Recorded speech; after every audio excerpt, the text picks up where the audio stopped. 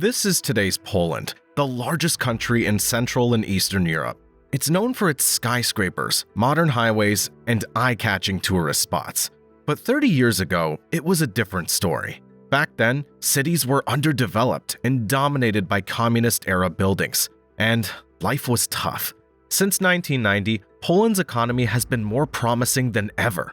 Now, with a GDP of $690 billion, Poland ranks as the 6th largest country in Europe and 21st in the world.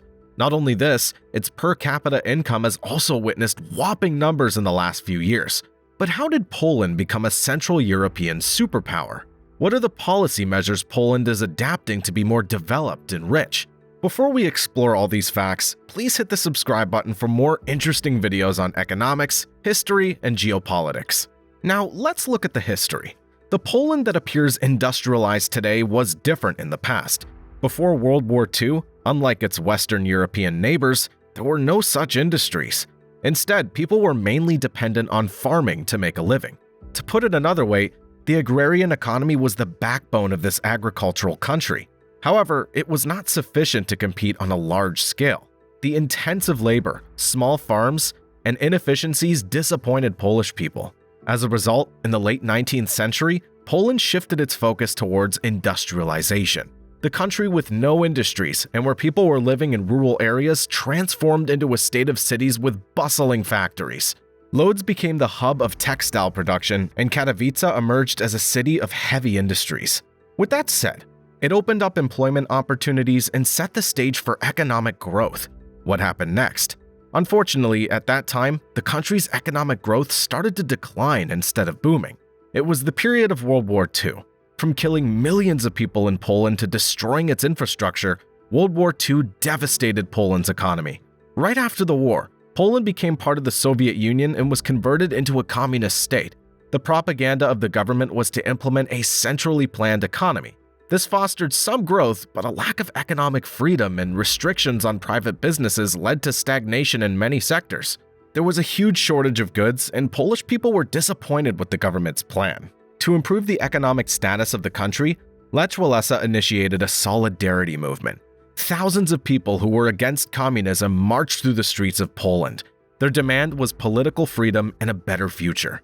Finally, this movement became successful, resulting in the fall of communism. Poland's current economy got its start in 1990 when Poland underwent shock therapy, which primarily consisted of reforms focusing on a market economy rather than a planned economy.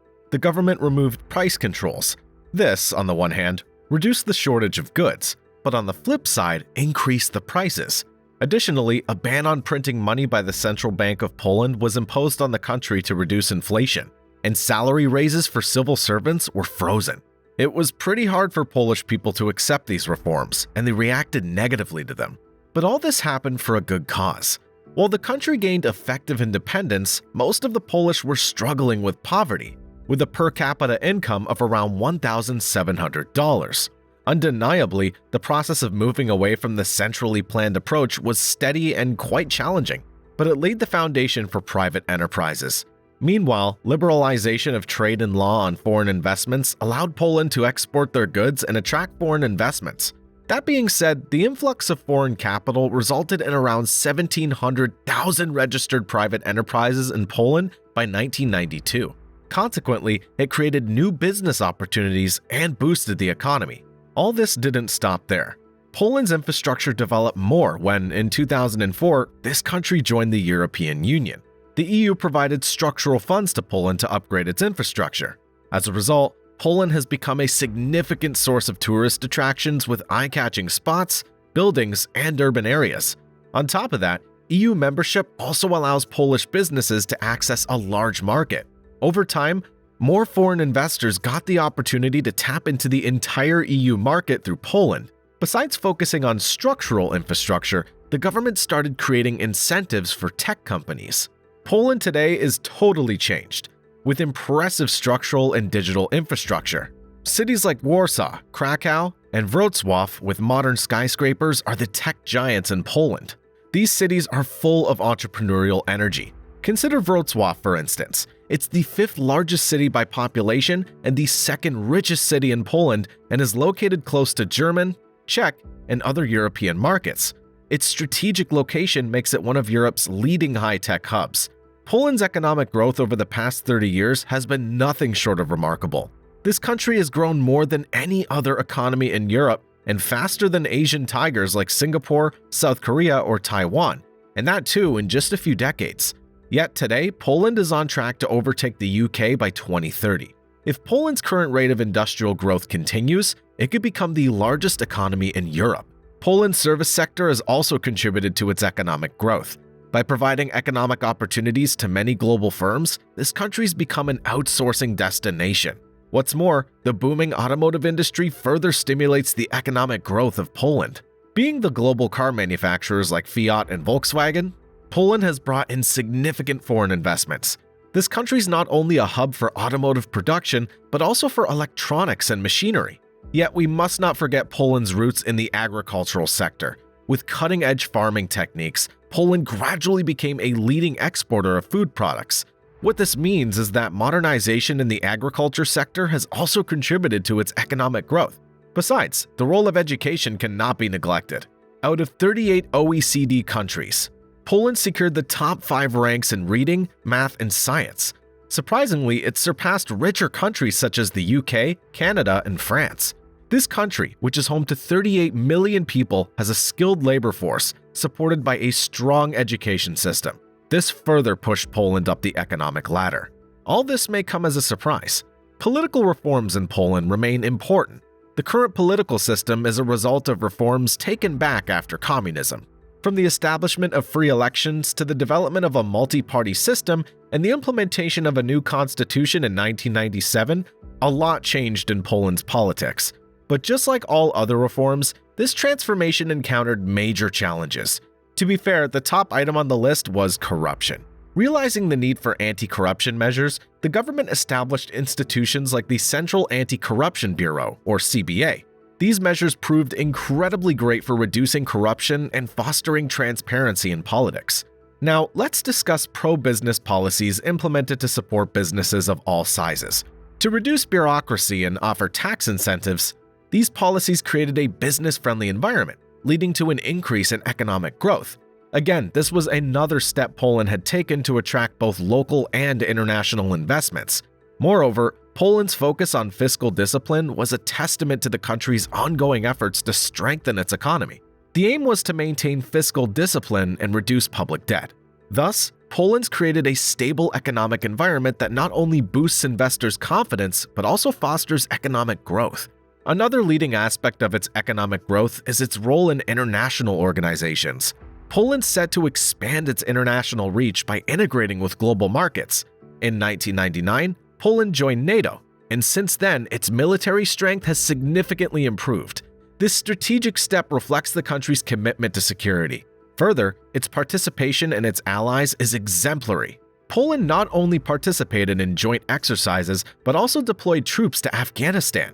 It's no surprise that 4% of Poland's GDP is invested in the military, one of the highest in NATO. Since it's heavily investing in its military, it aims to increase the size of its army to 300,000 soldiers by 2035.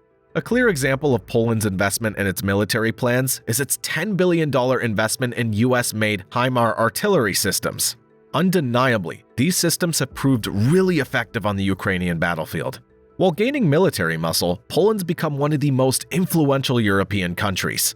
What's amazing is that Poland's replaced outdated Soviet-era military equipment, such as MiG fighters and T-72 tanks, and has acquired modern F-35 aircraft and 116 Abrams tanks. By 2030, Poland plans to reach its defense spending of 2.5%, which will be 2 times more than major continental NATO members such as Germany, France, Spain, and Italy. But why is Poland's military buildup on a grand scale? The Ukraine-Russian war is the major reason.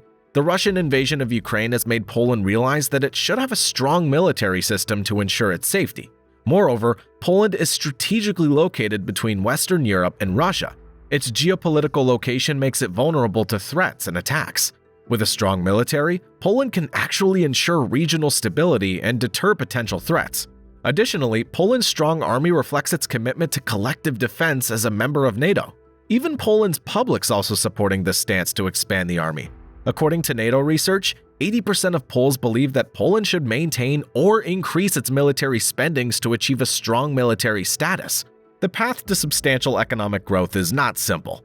Although Poland's achieved impressive economic growth, it's still facing several challenges while transitioning from upper middle income to a high economy. First and foremost, rapidly increasing pressure on healthcare services and the pension system due to the aging population is a big red flag. It's also resulted in a remarkable decrease in the labor force, hindering productivity and economic growth. Moreover, Poles are fleeing faster than you can say brain drain. The youth of Poland are emigrating to other EU countries for better opportunities. This reduction in the working population has also made the situation worse. Besides, there's a contradiction between the skills taught in Poland's education system and labor market demand. This mismatch can lead to less innovation. On the other hand, despite the higher employment rates, some sectors are facing labor shortages. This shortage has also limited the economic expansion. Unlike other Western European countries, Poland invests a minimum in research and development departments. To move up in the value chain, it's vital to foster innovation by investing more in R&D. Improvements are witnessed in the digital transformation of Poland's business world. The pace needs to be accelerated to remain competitive in the global world. External factors, including trade tensions, economic slowdowns, and geopolitical unrest, have influenced Poland's economy. Since Poland is among the major recipients of EU funds, the performance of its economy is tied to its relationship with the European Union. This actually means that disagreements with EU policies can affect investment and funding. The country needs to address these issues by taking coordinated and comprehensive policy measures. The focus should be on fostering innovation and enhancing human capital to cope with these challenges. Also, there's a need to improve the infrastructure, strengthen institutional frameworks, and ensure environmental sustainability for a better future. If Poland continues its economic progress and stays determined to achieve its goals, it could become one of the richest countries in the world. The key is to overcome challenges head-on and utilize smart strategies that'll help Poland ensure a prosperous future and strengthen its economic foundation. Thank you for watching this video. I hope this answers all your questions. Feel free to share your thoughts or comments below. Don't forget to like this video and share it with your friends.